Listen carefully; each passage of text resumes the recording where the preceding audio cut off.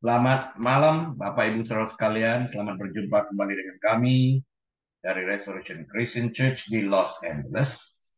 Hari ini tanggal 5 Oktober tahun 2023 dan kita akan melanjutkan pembahasan kita dari kitab Injil Yohanes pasal yang kelima dan kita mulai dengan ayat 40 sampai dengan 47. Atas izin Tuhan kita akan menyelesaikan pasal yang kelima ini. Saya Rili, Gembala Sidang. Nah, mari kita buka dalam doa.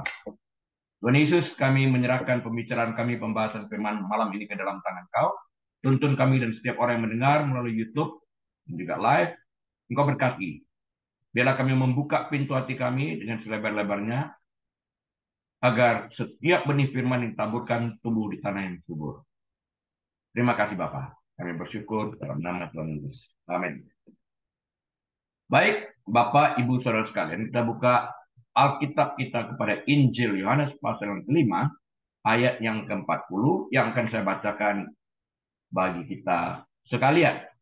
Namun, kamu tidak mau datang kepadaku untuk memperoleh hidup itu. But you are not willing to come to me that you may have life. Pada waktu kita melihat kamu tidak mau datang atau you are not willing, menunjukkan sebuah pilihan. Kamu yang tidak mau. Aku sudah menawarkan diri. Aku membuka diri. Come to me, ye with heavy laden. Mari datang kepadaku, engkau yang berbeban berat. Aku memberikan kelegaan. See? Tuhan membuka dirinya. Di sini juga dikatakan, namun kamu tidak mau datang. You are not willing to come. Jadi itu pilihannya ada pada setiap daripada kita untuk mengambil inisiatif datang atau tidak datang kepada Yesus.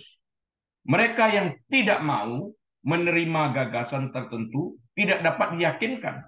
Tidak peduli berapa banyak bukti yang diberikan. Karena mereka sudah datang dengan sebuah kepastian, mereka telah membuat keputusan sebelum datang, mereka telah membuat keputusan apapun bukti yang diajukan, aku tetap tidak percaya. Ini repot. Artinya orang itu sudah menutup pintu hatinya sedalam-dalamnya. Tidak akan memilih untuk membukanya lagi. Nah, ini adalah tema kunci dari ayat ke-39 dan ayat 40. Yesus menunjukkan bahwa para pemimpin agama yang mengkritik dia, Yohanes 5 ayat ke-18, bukannya menderita karena kurangnya pengetahuan. Oh tidak, mereka tidak kekurangan pengetahuan. Buktinya ada, khususnya dalam kitab suci. Ya. Yesus juga menunjukkan bukti kesaksian manusia. Yohanes 5 ayat 33. Yohanes memberikan kesaksian ini. Dan mujizatnya sendiri. Kita tahu juga air dirubah menjadi anggur. Dan sebagainya. Yohanes 5 ayat 36. Pihak berwenang Yahudi tidak menolak Yesus karena mereka tidak mempunyai cukup bukti. Mereka menolak bukti karena mereka tidak percaya kepada Yesus. Bukannya tidak ada bukti, bukti yang ada pun ditolak oleh mereka sedemikian rupa. Ini gagasan daripada mereka, bukan daripada Tuhan. Tuhan datang ke pasien yang sudah satu, ia datang untuk menyelamatkan orang yang percaya kepadanya dari dosa-dosa mereka. Sehingga orang yang percaya kepada Yesus, dosa mereka diperhitungkan kepada Yesus, ditanggungan kepada Yesus, dan kebenaran Kristus diperhitungkan atau diberikan kepada orang yang percaya kepadanya. Ya. Pada akhirnya inilah alasan mengapa Tuhan membedakan antara mengetahui dan percaya. Bangsa Israel melihat Tuhan melakukan mujizat yang luar biasa secara langsung, dan mereka masih tidak taat. Thomas mendengar Yesus menubuatkan kebangkitannya dan masih meragukan apa yang dikatakan teman-temannya. Yohanes 20 ayat 24 sampai 29. Yudas ada di sana untuk melihat semua ajaran dan mujizat Yesus. Namun Yudas Iskariot tetap menolak dia. Matius 26 ayat 24 sampai 25. Pilihannya ada pada mereka di dalam ini. Jadi mereka bukan kekurangan bukti, mereka menolak bukti. Itu masalahnya. Ya. Orang Farisi mengetahui lebih banyak tentang kitab suci dibandingkan dengan siapapun, mendengar kesaksian Yohanes Pembaptis dan melihat mujizat Yesus, mereka tahu. Ya. Namun mereka tidak menaruh kepercayaan mereka kepada Tuhan Yesus ini. Mereka menolak untuk percaya. Tuhan tidak menawarkan bukti kepada kebanyakan orang karena bukti tersebut pada akhirnya tidak relevan. Sekali mereka menolak dan mengambil keputusan menolak, tetap menolak. Lihat aja Raja Firaun kan begitu juga. menolak. Mereka yang mengaku hanya akan menerima Tuhan ketika sudah terbukti kepada mereka tidak akan pernah benar-benar menerima Tuhan. Sekalipun ada bukti, ya tetap aja tidak percaya di dalam hal ini. Karena itulah Bapak Abraham dalam cerita tentang orang kaya dan Lazarus, waktu orang kayanya bersyafaat dari dalam neraka, ya Bapak suruhlah Lazarus datang ke rumahku. Masih banyak anggota keluarga yang belum selamat, supaya mereka jangan datang ke tempat ini. Abraham mengatakan, nggak bisa. Tapi dia menjawab lagi, dia katakan, kalau ada orang mati bangkit, akan percaya. Abraham menjawab, kalau ada kitab para nabi pada mereka, dan ada kesaksian di sana. Kalau mereka memilih untuk tidak percaya, tetap saja mereka tidak percaya, sekalipun ada orang mati dibangkitkan. Di dalam hal ini. Jadi di sini adalah permasalahannya itu terletak pada individu lepas individu. Sehingga dengan demikian kita tidak dapat mengatakan banyak orang yang mengajarkan salah di dalam hal ini. Satu diselamatkan, sisi rumah tangga diselamatkan. Nah mereka mengartikan seisi rumah tangga karena satu semuanya selamat. Oh tidak. Masing-masing daripada anggota keluarga tersebut harus membuat pengakuan iman mereka. Harus percaya secara pribadi. Bukan karena papanya pendeta atau otomatis istri selaku istri pendeta dan anak, cucu, menantu semuanya percaya dan langsung diterima. Oh tidak, mereka harus percaya. Mengambil keputusan untuk percaya secara pribadi. Nah di sini dikatakan ada perbedaan antara mengetahui dan percaya. Banyak orang tahu bahwa Yesus itu Tuhan. Setan pun percaya. Tapi tidak merubah fakta bahwa setan tetap tidak dapat masuk ke surga. Tetap di neraka. Di dalam hal ini. Bukan percayanya. Bukan mengetahuinya saja. Tapi beriman kepada Kristus. Setan tahu, setan percaya. Dia anak Allah. Tapi apakah setan beriman? Tidak. Ya. Kita lanjutkan dengan Yohanes 5 ayat ke-41. Aku tidak memerlukan hormat dari manusia. I do not receive honor from man, kata Yesus. Yesus baru saja memberikan 3 bukti untuk mendukung klaim kontroversialnya dalam Yohanes 5 ayat ke-18. Hal ini memenuhi persyaratan hukum ruang sidang Yahudi. Bilangan 35 ayat 30, ulangan 17 ayat ke-6. Pada saat yang sama, kebenaran tetaplah kebenaran. Terlepas apakah ada yang menerimanya atau tidak. Terlepas ada yang percaya atau tidak. Kebenaran adalah kebenaran. Tidak akan berubah. Pada saat yang sama, kebenaran, saya katakan sekali lagi, tetaplah kebenaran. Terlepas dari ada yang menerima atau tidak. Ada yang percaya atau tidak. Nggak ada masalah. Yesus dengan penuh kasih karunia berbicara kepada orang-orang sesuai dengan kelemahan alamiah mereka. Yohanes 5 ayat ke-34. Sayangnya, banyak orang yang mendengar perkataannya menolak untuk menerimanya. Yohanes 5:38. Hal ini lebih dari bukti apapun yang menjadi alasan penolakan mereka. Mereka menolak untuk percaya apapun yang terjadi. Yohanes 5:39-40.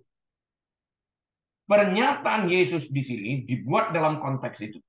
Tentu saja Yesus menerima penyembahan dan pujian dari manusia. Ya. Maksud Yesus di sini adalah apakah seseorang menerimanya atau tidak. Itu tidak relevan. Mau menerima dia sebagai Tuhan, sebagai juru selamat, tidak relevan. Dia tetap Tuhan. Dia tetap juru selamat. Apa yang dia katakan tetap benar dan adalah kebenaran. I'm the way, the truth, and the life. Akulah jalan, kebenaran, dan hidup. Tidak seorang pun dapat datang kepada Bapa tanpa melalui aku. Apakah karena Anda tidak percaya merubah kenyataan bahwa dia tetap juru selamat? Oh tidak. Apakah karena Anda tidak percaya mengubah keadaan atau merubah kenyataan bahwa dia adalah kebenaran itu? Tidak sama sekali. Tidak bergantung kepada kita. Dia tetap dia, seperti yang dia katakan apa adanya. Yesus kemudian akan menunjukkan bahwa ada gagasan-gagasan tertentu yang hanya dapat dibicarakan oleh dia. Karena dialah satu-satunya yang mempunyai pengetahuan tersebut. Yohanes 8 ayat 14.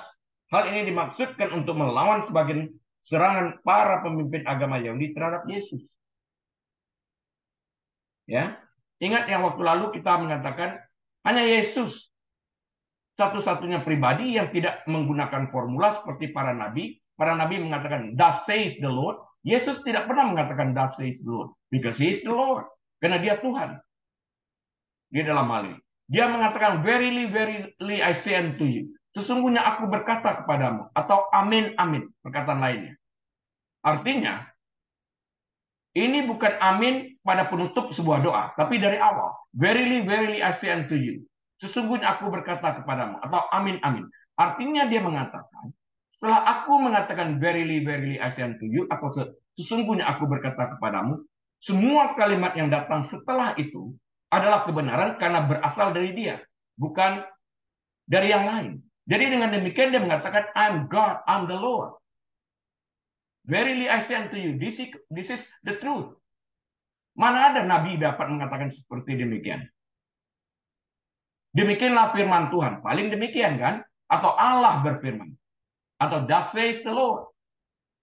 Yesus tidak pernah. Ini menunjukkan powernya. Ini menunjukkan kemahatauannya. Ini menunjukkan kebenaran akan jati dirinya. Seperti yang dikatakannya. Akulah jalan kebenaran dan hidup. Kalau ini tidak benar, tidak akan mungkin dia mengatakan amin, amin. Atau verily, verily, I say unto you.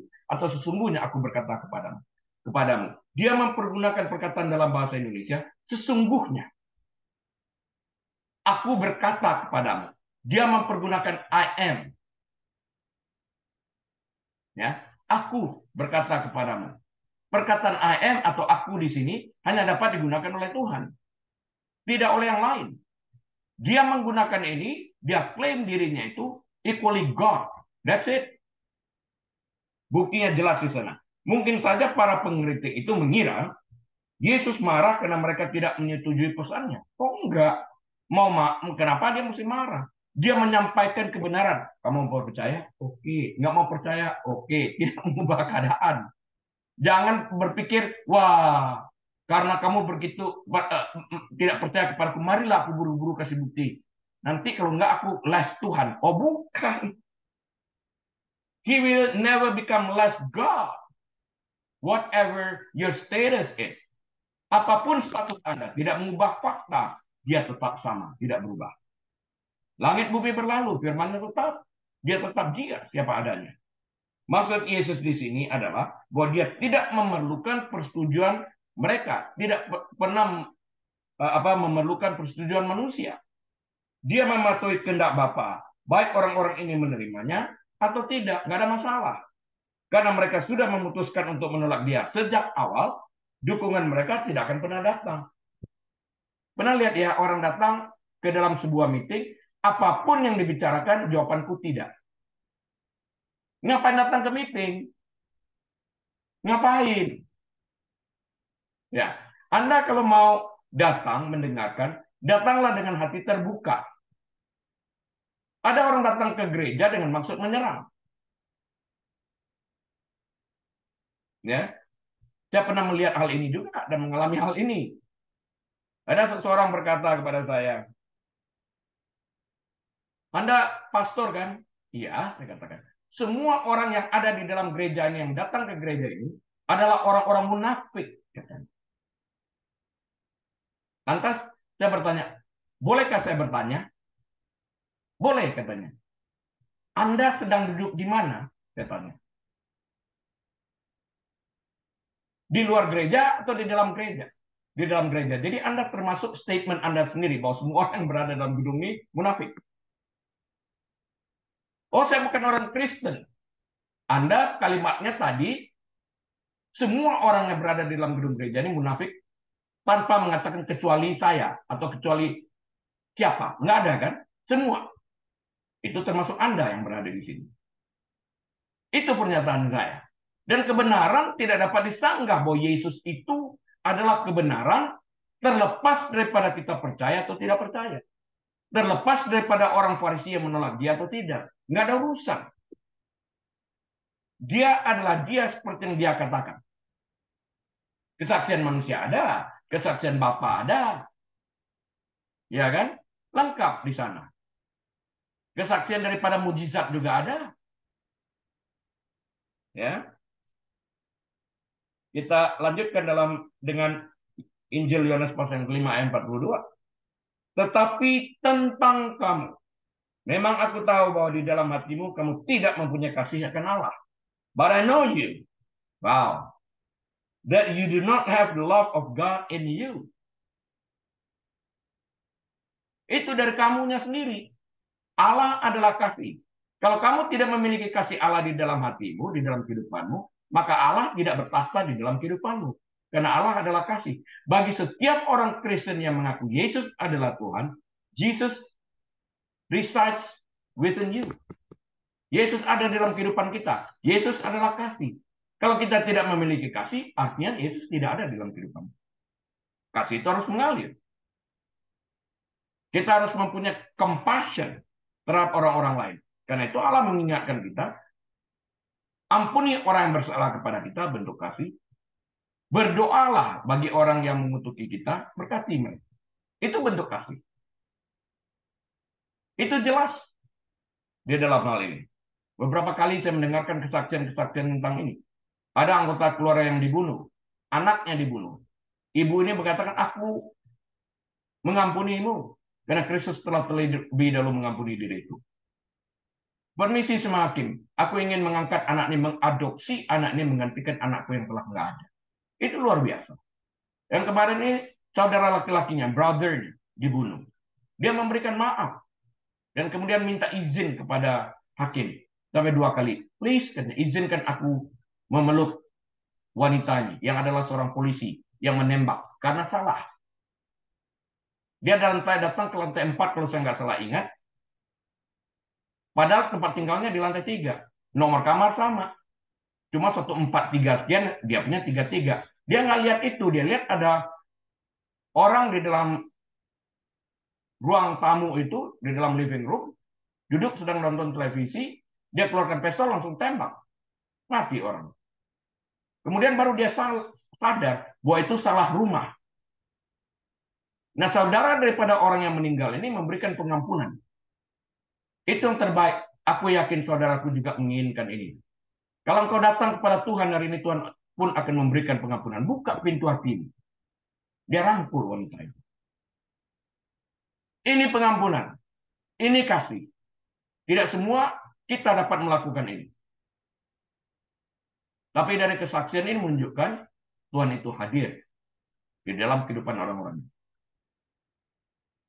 Yesus tahu bahwa orang-orang ini tidak mengikuti kehendak Allah karena alasan mendasar. Mereka telah menolak Dia yang diutus Allah sejak dari awal. Mereka telah mengambil keputusan untuk tidak percaya. Itu ada dalam Yohanes 5:38. Penolakan ini tidak berdasarkan alasan atau bukti. Mereka mengambil keputusan untuk tidak percaya. Yesus mendapatkan dukungan dari kesaksian manusia. Yohanes 5:33. Behold the Lamb of God. Lihatlah anak domba Allah yang menghapus dosa dunia. Ini kesaksian. Dia telah ada sebelum aku, kata Yohanes. Walaupun Yohanes Pembaptis 6 bulan lebih tua dari dia. Ya. Mendapatkan kesaksian dari manusia. Ada kesaksian dalam bentuk mujizat. Yohanes 5:36. Dan firman Tuhan yang tertulis. Ini yang dituntut oleh orang Farisi. Ada firman tertulisnya nggak yang menyatakan siapa jati diri? Ada. Walaupun lengkap di dalam hal ini, tetap ditolak. Yohanes 5:39. Jadi, kesalahannya di mana? Kesalahannya pada pribadi orang-orang Farisi ini. Yang memilih dengan kesadaran penuh, sekalipun buktinya lengkap, tetap untuk menolak Dia. Ya. Buktinya ada. Namun orang-orang yang menyangkal Kristus melakukannya karena penolakan yang keluar dari hati nurani mereka sendiri. Bukan karena data-data yang tidak lengkap. Bukan karena bukti-bukti yang tidak lengkap. Oh tidak, buktinya cukup. Ya. Kalau mereka membaca kitab para nabi, membaca kitab Musa, ini, Kejadian, Keluaran, Imamat, Bilangan, Ulangan, ya, cukup. Genesis, Exodus, Leviticus, Numbers, ya, semuanya ada. Ada, tertulis di sana. Tapi itu kan pada mereka. Di dalam hal ini. Mereka telah mengambil keputusan sehingga tidak ada bukti yang cukup untuk dapat mengubah hati mereka. Setiap bukti yang ada disanggah oleh mereka. They reject the truth. Ya. Pada akhirnya seseorang tidak dapat benar-benar mengasihi Tuhan jika mengabaikan firman-Nya. Bagaimana mungkin orang mengatakan mengasihi Tuhan padahal firman-Nya ditolak? Yohanes 5 ayat 46. Atau utusan daripada Allah Bapa. Yesus diutus dalam wujud manusia. Putra Allah. Yohanes 5:23 ditolak. Ayat-ayat pembuka Injil Yohanes menggambarkan Yesus sebagai terang yang datang ke dunia. Yohanes 1 ayat 9-11. Alasan manusia menolak terang ini bukanlah karena mereka tidak dapat melihatnya, namun karena mereka lebih menyukai kegelapan. Karena mereka tidak ingin dilihat perbuatan mereka. Mereka tidak ingin perbuatan mereka terlihat. Mereka lakukan di dalam kegelapan. Itulah dosa. Kalau kamu tidak takut perbuatanmu terlihat, masuklah ke dalam terang. Itu kebenaran. Yohanes 3:19. Alkitab dengan jelas menyatakan bahwa mereka yang sungguh-sungguh mencari Tuhan akan menerima Kristus. Matius 7:7-8. Karena dialah satu-satunya cara untuk berdamai dengan Allah Bapa. Yohanes 14 ayat ke-6. Kalau kau mengatakan Abraham adalah bapamu, tentu kau mengerti bahwa Abraham pun bercerita tentang aku. Kenapa engkau mau membunuh aku? Itu perkataan Yesus. Pernyataan apapun yang dibuat oleh orang-orang ini bahwa mereka mengasihi Tuhan dibantah oleh tindakan mereka sendiri dan penolakan mereka untuk menerima anak Tuhan. Jadi perbuatan mereka menyanggahi apa yang mereka khotbahkan. Karena itu Yesus berkata kepada murid-muridnya, kamu dapat belajar dari orang Farisi dan para ahli Taurat. Mereka mengerti Taurat itu dengan baik. Hanya jangan lakukan apa yang mereka lakukan karena mereka tidak mempraktekkan apa yang mereka ajarkan. Karena itu tadi saya mengatakan, saya lebih cenderung memilih melihat khotbah daripada mendengarkan khotbah. Karena melihat khotbah artinya saya melihat secara langsung orang mempraktekkan firman yang diajarkan. I rather choose to see sermon rather than to hear a sermon any day. Lebih baik begitu di dalam hal ini. Yohanes 5:43. Aku datang dalam nama Bapakku dan kamu tidak menerima aku. Jikalau orang lain datang atas namanya sendiri, ngaku-ngaku aja, kamu akan menerima dia, antikristus. I'll come in my Father's name, and you do not receive me. If another comes in his own name, him you will receive. Mesias palsu. How can it be? Komentar ini mengikuti argumen yang sama yang dibuat Yesus dalam ayat-ayat sebelumnya. Para pemimpin agama Yahudi telah diberi lebih banyak alasan untuk percaya kepada Yesus dibandingkan siapapun. Karena hukum Taurat ini diturunkan kepada orang Yahudi melalui Musa. Mereka lebih mengerti daripada semua orang lain. Mereka terlalu bangga. Sayangnya, mereka tidak mempercayai. Mereka begitu ketat, khususnya orang Farisi terhadap hukum Taurat. Bahkan mereka menambahi detail-detailnya to make sure mereka tidak melakukan kesalahan. Tapi dalam prakteknya cuma secara huruf mereka kerjakan. Tapi tidak kebenaran dalam arti yang sesungguhnya. Mereka nggak praktekkan itu. Berbelas kasihan. Contoh akan The Good Samaritan. Orang Samaria yang baik hati. Itu ada imam kok yang lewat. Itu ada orang Yahudi yang lain yang mengenal Taurat juga kok. Tapi justru orang Samaria yang dibenci, yang melakukan kebaikan yang ditunjukkan oleh Yesus sebagai sesama manusia itu sendiri. Berapa sering ini terjadi? Bahkan sampai hari ini. Kita menutup mata. Ya. Mereka telah berbicara kepada Yohanes Pembaptis, Yohanes 5:33. Mereka nanya kok. Mereka telah melihat mujizat Yesus, Yohanes 5:36. Mereka memilih pengetahuan yang luas tentang firman Tuhan yang tertulis karena hukum dan kitab para nabi diturunkan kepada mereka melalui Musa, Yohanes 5:39. Bahkan sebagian daripada mereka juga pernah melihat Lazarus dibangkitkan. Tetap tidak percaya. Itulah ingat dari Abraham katakan, sekalipun ada orang mati dibangkitkan, tetap aja tidak percaya. Karena mereka telah memilih untuk tidak percaya, sama seperti setan. Masalahnya bukan karena orang-orang ini tidak bisa beriman kepada Kristus, tetapi mereka tidak mau beriman.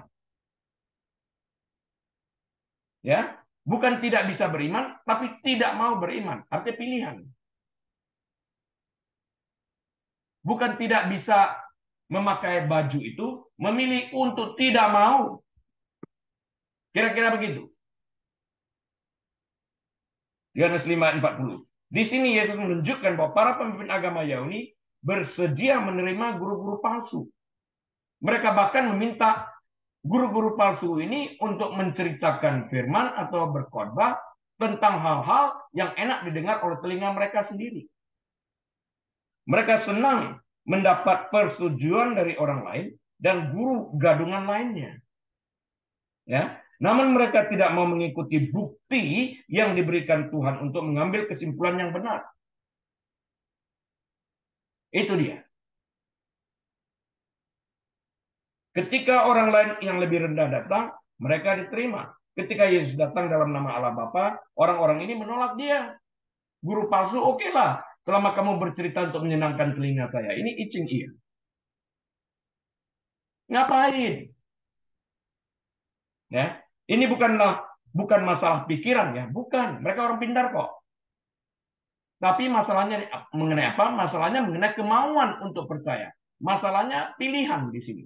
Ya, mereka tidak menerima Yesus karena mereka menolaknya sejak awal.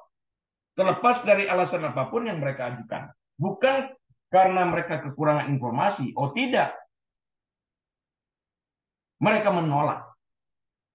Itu pilihan. Jadi mereka tidak dapat mengatakan kami kekurangan informasi. Oh tidak. Hukum Musa ada padamu.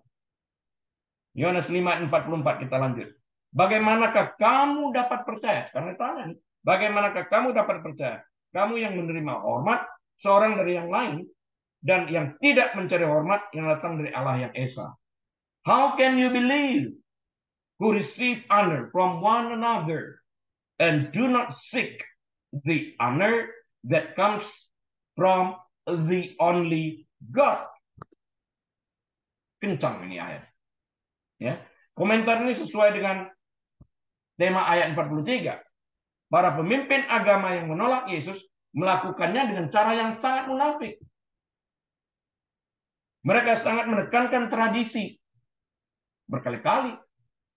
Makanya Yesus mengatakan, bangsa ini mendekat kepadaku dengan bibir, pada hati mereka jauh.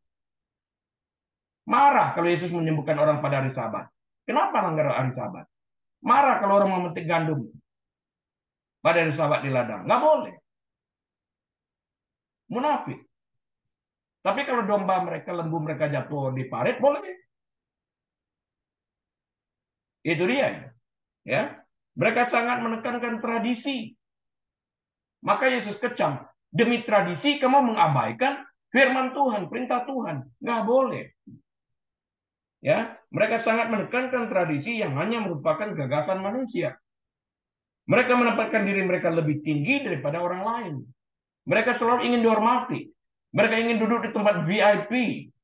Ya, Yohanes 9 ayat 34.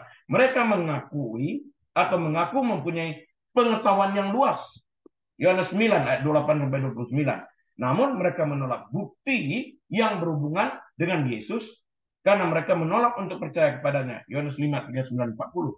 Kalau bicara tentang kepintaran, tentang pengetahuan, mereka tahu, mereka akui. Tapi mereka menolak untuk percaya sekalipun mereka tahu itu tertulis. Ajaib kan orang seperti itu. Saya nggak dapat mengerti suatu saat itu di depan pasca pengadilan, white throne judgment. Apa yang akan mereka katakan? Itu semua tertulis. Nah, saya singgung sedikit karena berbicara tentang white throne judgment.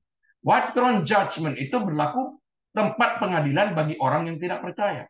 Bagi orang percaya, mereka telah diselamatkan, tidak ada judgment untuk menentukan selamat atau tidak selamat. Yang orang percaya tidak diadili di white throne judgment, tapi di bema seat.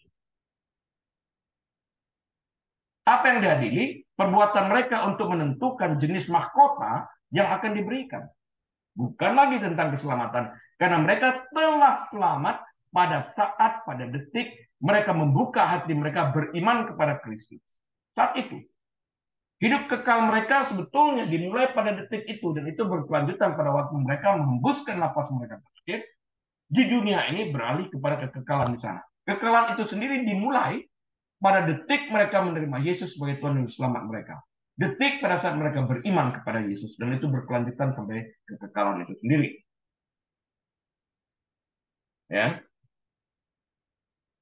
Jadi penolakan ini menunjukkan kebenaran dari apa yang mereka sebut sebagai iman kepada Tuhan. Ini adalah ajaran yang konsisten dalam Perjanjian Baru. Apa yang dilakukan seseorang membuktikan apa yang sebenarnya mereka percayai. Yakobus 2 ayat 14. Yang mereka lakukan itu adalah bukti daripada apa yang mereka percayai. Aku percaya Tuhan, tapi hidupku aja dalam perzinahan. Kamu nggak percaya Tuhan, karena kamu memilih dosa. Istilahnya nggak tahu malu. Saya literally bertanya kepada orang itu. Dia tanya, Pastor, kalau saya sudah dibaptis, saya berarti nggak boleh berbuat dosa lagi ya? Dosa yang mana maksudnya? Dosa yang sangat saya cintai. Gitu. Oh. Nah saya tanya, apakah kamu melakukan ini di depan mertua kamu? I am not that crazy, katanya. Apa di depan mama kamu? Atau depan sister kamu? Depan wanita-wanita? I'm not that crazy. Oh, worse than crazy, huh? Because you think you're not crazy enough to do it before man, and yet you do it before God the Almighty, who is omnipresent. Malunya di mana? Kalau kamu mengatakan kamu tidak melakukan zina di hadapan istrimu, di hadapan kakak perempuanmu, di hadapan adik perempuanmu, di hadapan mamimu, karena engkau menganggap engkau tidak gila. Tapi engkau lebih daripada gila yang normal, karena engkau melakukannya di hadapan Tuhan yang Maha Hadir. Di hadapan manusia kamu malu, tapi tidak di hadapan Tuhan. Pertanyaan saya, apakah engkau orang percaya? Now you need to answer me. Harus jawab ini. Mungkin kedengarannya tajam ya, tapi bukan maksud saya memberikan pertanyaan yang setajam itu. Yang saya inginkan adalah membangkitkan kesadaran untuk bertobat pada waktu saya mengajarkan ini. Ya, bukan menuduh, tidak. Dalam ayat 42, Yesus berkata bahwa dia tahu orang-orang ini tidak benar-benar mengasihi Tuhan. Karena itu dia mengatakan, orang ini datang dengan bibir mereka menyembah aku, tapi hati mereka jauh. Ya, karena mereka menolak utusannya yang sebenarnya ditolak. Ya, Yohanes 5:38. Yesus telah memberikan banyak bukti yang membuktikan klaimnya. Yohanes 5:30-40. Namun itu tidak akan pernah cukup bagi mereka yang telah memutuskan untuk menolak Tuhan. Apapun buktinya, tidak pernah akan cukup. Pernah bertemu dengan orang-orang demikian, tapi. Kalau satu kali lagi ditunjukkan, aku pasti percaya. Sembuhkanlah aku. Kalau engkau benar-benar Tuhan, buktikan bahwa engkau memang penyembuh. Ya ampun, kurang ajar banget berdoanya. Nggak sopan berdoa seperti itu. Saya pernah membaca sebuah ilustrasi. Orangnya hampir tenggelam di laut bebas. Tuhan, kalau engkau membantu aku berhasil sampai ke tepian dengan selamat. 1 juta Tuhan. Dia berenang. Wah, sudah lumayan. 900.000 Tuhan. Dia berenang. 500.000 Tuhan. Sampai di darat, terima kasih. Tadi janjinya kalau sudah selamat 1 juta. Itu tadi kalau di laut. Sekarang aku di darat, lain lagi. You see, manusia itu berubah begitu cepat. Di dalam hal ini. Tuhan dipermainkan oleh mereka. Kalau engkau benar-benar Tuhan, maksudnya apa? Dia Tuhan kok. Kamu percaya, tidak percaya, dia tetap Tuhan dan tidak akan pernah tergoyah. Lebih baik kita membuka pintu hati kita untuk menerima kebenaran ini, bahwa hanya ada satu jalan ke surga melalui pribadi yang disebut sebagai Yesus Kristus Putra Allah yang tunggal. I am the way, not a way, I'm the way, the truth, and the life. Akulah jalan kebenaran. Ya. Itu dia. Akulah jalan, kebenaran, dan hidup. Jalan satu-satunya. Kebenaran satu-satunya. Hidup satu-satunya. Tidak ada yang lain di luarnya. Semoga setiap telinga yang mendengar dapat mengambil keputusan sebelum terlambat. Karena pada waktu meninggal, sekalipun didoakan orang, nggak akan pernah merubah keadaan. Karena kita mengatakan dalam Roma 10 ayat 9 dan 10, siapa yang percaya, orang mati tidak dapat percaya. Dan mengaku, orang mati tidak dapat mengaku, dia diselamatkan. Orang lain mau berdoa, 1.000 orang berdoa syafaat, nggak ada gunanya, tidak membuat perubahan. Karena pada waktu engkau menolak menerima Kristus sebagai Tuhan dan Juru Selamatmu, engkau mati di dalam penolakan itu, itu tidak akan pernah berubah lagi. Karena Alkitab mengatakan, barang siapa percaya, hanya orang hidup yang dapat percaya. Artinya orang dalam keadaan sehat. Orang gila nggak bisa, atau orang koma nggak bisa sekalipun hidup. Ya, apakah orang gila tidak selamat? Statusnya sebelum menjadi gila, pada waktu sebelum gila dia percaya, itu berlanjut di dalam. Sebelum dia koma dia percaya, waktu koma nggak ada masalah. Ya, inilah kepercayaan yang Yesus maksudkan di sini. Iman yang benar-benar penuh kepercayaan kepada Tuhan. Seseorang tidak akan mungkin percaya kepada Tuhan jika mereka yang lebih mementingkan perkataan manusia daripada kesaksian Allah. Karena itulah saya berkata, saya memilih untuk melihat khotbah daripada mendengarkan khotbah. Karena tadi saya katakan, kalau orang mengatakan, kalau dia dalam berkhotbah, dia dapat menggunakan kata-kata yang eloquent banget, kata-kata yang indah banget, manis banget begitu ya perkataannya. Mungkin saja lidahnya berlari lebih cepat, sehingga si pengkhotbah sendiri tertinggal karena kecepatan lidahnya. Akibatnya dia tidak melakukan, kan ketinggalan. Ya? Jadi pilihlah melihat kebenaran dalam prakteknya. Yohanes 5:45. Jangan kamu menyangka bahwa aku akan mendakwa kamu di hadapan Bapa. Yang mendakwa kamu adalah Musa, yaitu Musa yang kepadanya kamu menaruh pengharapanmu. Do not think that I shall accuse you to the Father. There is one who accuses you, Moses, in whom you trust. Kenapa? Karena semua tertulis di dalam kitab Musa. Ada 5 kitab Musa ini. Orang. Ya. Pentateuch, 5 buku itu. Budaya populer sering menggambarkan Yesus sebagai manusia yang lemah. Ya, rapuh dan pendiam. Meskipun Yesus terkenal karena kasih dan kebaikannya, ia juga bersedia bersikap konfrontatif dan penuh kuasa jika diperlukan. Jesus is meek but not weak. Ya, mengusir para pengusaha korup keluar dari bait suci dengan cambuk adalah contoh utama. Dia dapat juga berlaku keras.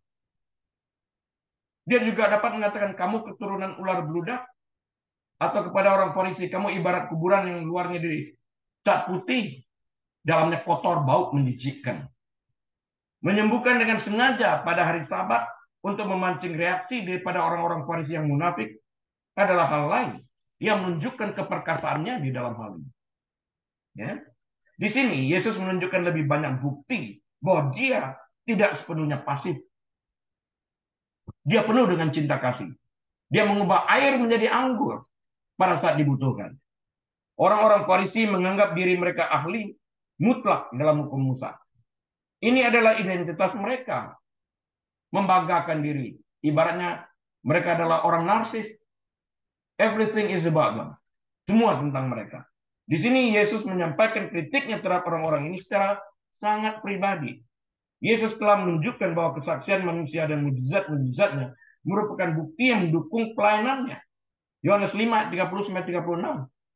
Dia telah menyebutkan bahwa kitab suci melakukan hal yang sama. Ya, Yohanes 5:37-40. Di dalam bagian ini, Yesus dengan tegas mengatakan kepada orang-orang Farisi bahwa hukum yang mereka klaim sebagai ahlinya mengutuk tindakan mereka dan mendukung pernyataan-pernyataan Yesus itu sendiri. Mereka mengerti hukum tanpa menjalankan hukum, hukum itu sendiri yang menghakimi mereka. Para pemimpin agama yang mengkritik Yesus, Yohanes 5:18, kebanyakan adalah siapa? Orang-orang Farisi. Sekte ini sangat mementingkan legalisme dan telah menambahkan banyak lapisan tradisi ke dalam hukum Musa yang sebenarnya. Mereka lapisi, making sure bahwa mereka tidak melanggar. Harapan mereka, seperti halnya di bagian besar agama, adalah bahwa ketaatan terhadap aturan-aturan ini akan mendatangkan keridaan Tuhan, keridaan Allah. Ya, jika Yesus menyebut Musa yang merupakan landasan tradisi Farisi sebagai bukti bahwa mereka adalah orang-orang berdosa, hal ini merupakan tantangan yang sangat pribadi dan langsung terhadap identitas mereka selaku orang Farisi. Yohanes 5:46. Sebab jikalau kamu percaya kepada Musa, tentu kamu akan percaya juga kepadaku, sebab ia, Musa, telah menulis tentang aku. For if, not when, for if you believe Moses, you would believe me. For he, Moses, wrote about me. Ini munafik. Kamu percaya Musa, tapi tidak percaya apa yang dikatakan Musa tentang diriku Kristus. Hello? Does it ring a bell now? Dalam Lukas 16 ayat 19 sampai 31, Yesus memerintahkan kisah Lazarus, menceritakan kisah Lazarus dan orang kaya. Pada bagian akhir, Yesus menegaskan bahwa mereka yang menolak firman Allah yang tertulis tidak dapat diyakinkan oleh apapun, bahkan oleh mujizat kebangkitan sekalipun. Karena mereka sudah memilih menutup diri mereka, memilih untuk tidak percaya, terlepas daripada segala bukti yang ada. Jadi tidak ada bukti yang pernah cukup untuk memuaskan mereka. Gagasan yang sama juga berlaku di sini ketika Yesus menanggapi kritik-kritiknya. Yohanes 5:18. Orang-orang ini mempunyai banyak bukti, termasuk kesaksian Yohanes Pembaptis sebagai buktinya. Yohanes 5:33. Dan melihat langsung mujizat Yesus. Yohanes 5:36. Mereka lihat.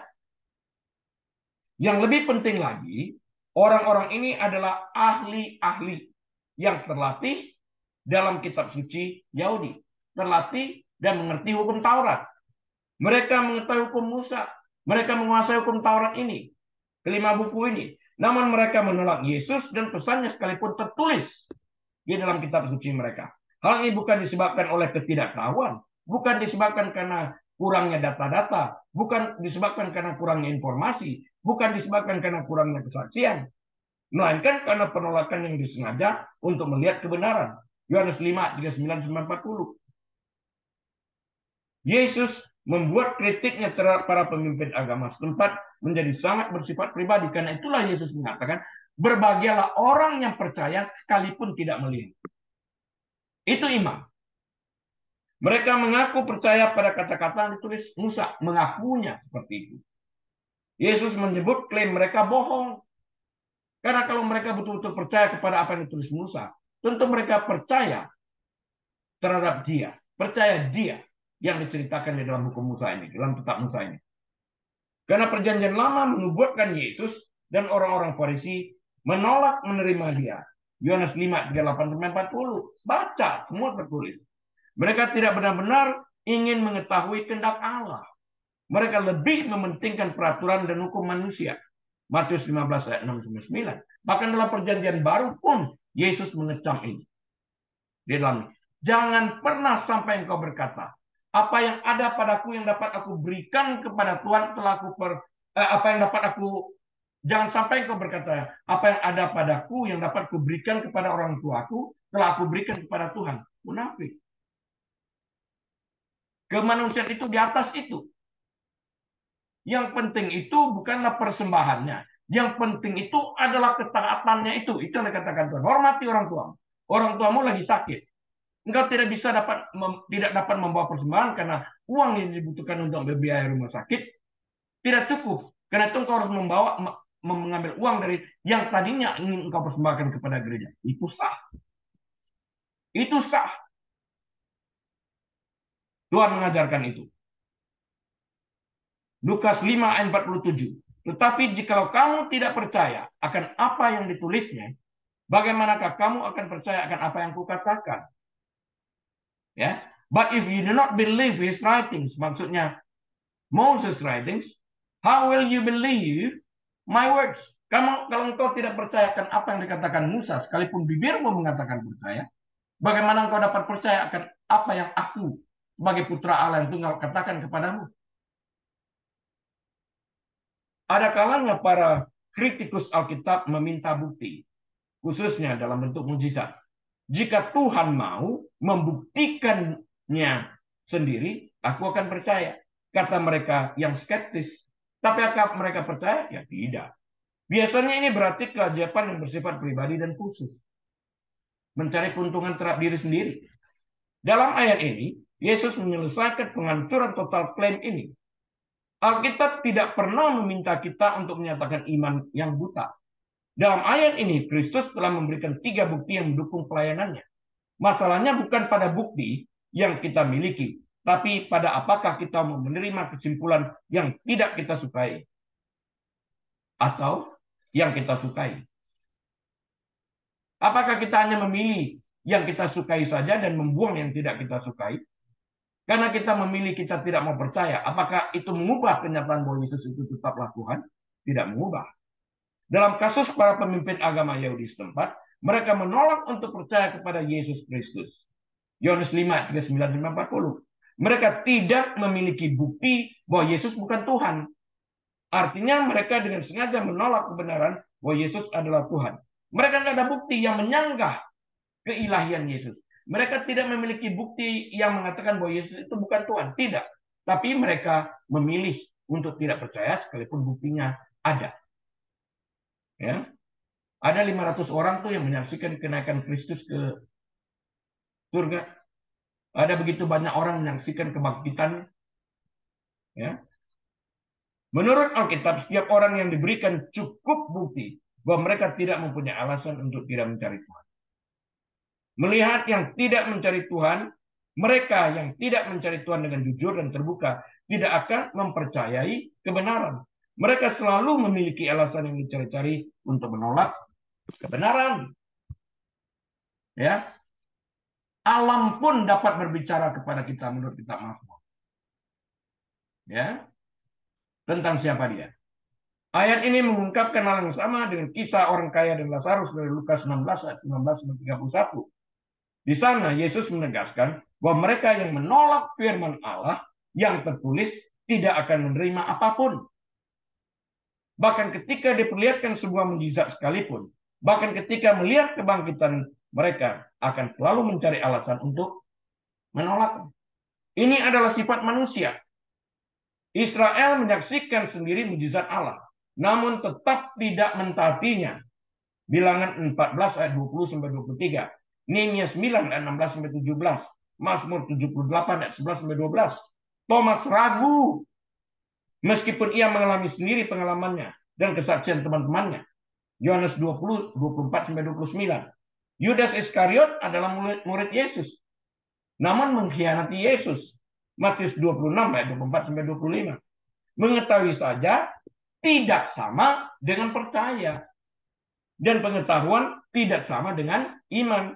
Yakobus 2:19. Mereka yang menolak anak Allah pada akhirnya tidak mempunyai alasan untuk tidak percaya. Mereka tidak percaya karena mereka memilih untuk tidak mau percaya. Setan percaya Yesus putra Allah, namun tidak mengubah keadaan bahwa dia tetap masuk neraka karena mereka tidak beriman.